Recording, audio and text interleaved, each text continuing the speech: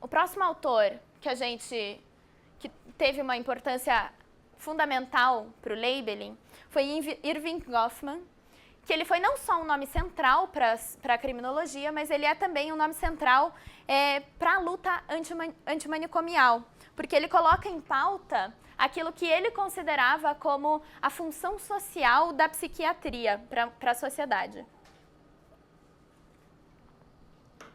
Ele vai aproveitar o gancho dos estudos empíricos que foram desenvolvidos pelo Becker sobre os usuários de maconha, e a gente vai falar aqui sobre o estigma. Vocês vão ver que tem coisas que estão muito ligadas, assim, nesses estudos mais empíricos, assim, que o Becker desenvolveu e os estudos, as concepções mais teóricas que o Goffman desenvolve a partir de agora.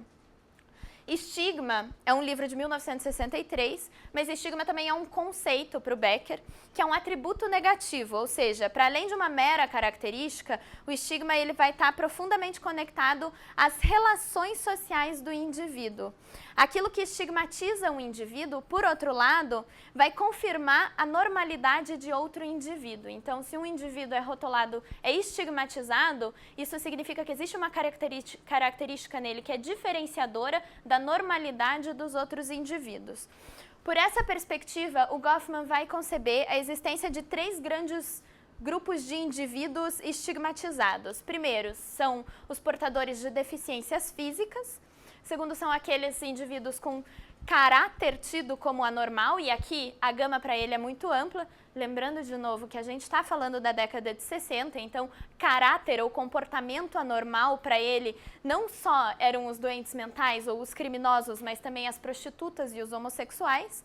E, por fim, aqueles indivíduos pertencentes aos grupos chamados tribais, que são ligados a raças ou etnias ou religião. Para o Goffman, o atributo do indivíduo que se torna evidente nas suas relações sociais é o que vai compor a sua identidade social. A diferença entre a sua identidade social real, que é aquela identidade social que se apresenta de fato, e a sua identidade social virtual, que é aquela identidade social que os indivíduos na sociedade esperam que se apresente daquele indivíduo, é essa diferença que vai resultar num atributo depreciativo que é o estigma, ou seja, é um elemento que, em última análise, vai desumanizar o indivíduo, justamente porque vai diferenciá-lo do resto da sociedade. A condição do indivíduo estigmatizado perante a sociedade, ela vai ser determinada pelo grau de percepção que se tem das suas, enfim, características distintivas. Quando elas são evidentes, significa que o indivíduo está na condição de desacreditado, ou seja, quanto mais evidente é aquela característica que distingue ou que estigmatiza aquele indivíduo, mais desacreditado pela sociedade ele está.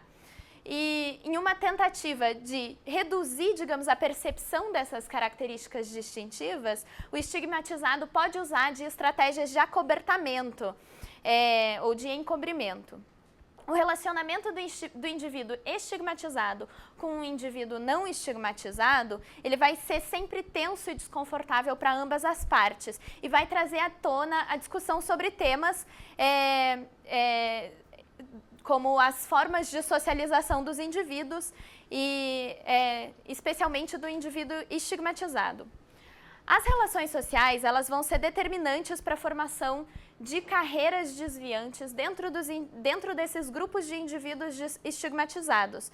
Uma vez que a pessoa que tem um estigma em particular, ela tende a ter experiências semelhantes a outros indivíduos que são portadores do mesmo estigma que ela. Isso vai provocar nelas uma mudança de compreensão da própria pessoa muito semelhante. Então, uma mesma característica, um mesmo tipo de estigma, digamos, vai condicionar um desenvolvimento de um grupo de indivíduos, entendeu? Numa mesma direção. É por isso que o Goffman vai destacar, então, a relação entre o estigma e o desvio. Se entre grupos estigmatizados existe um processo semelhante de socialização ou de aprendizagem, e bem como entre eles existe uma concepção semelhante sobre o próprio indivíduo ou sobre os próprios indivíduos, então um grupo de pessoas estigmatizadas por uma negação coletiva da ordem social, vai ser necessariamente taxado de desviante. E aqui ele vai falar desde os delinquentes, pequenos delinquentes, né, criminosos, prostitutas, homossexuais, mendigos, vai qualificar uma série de indivíduos nesses grupos.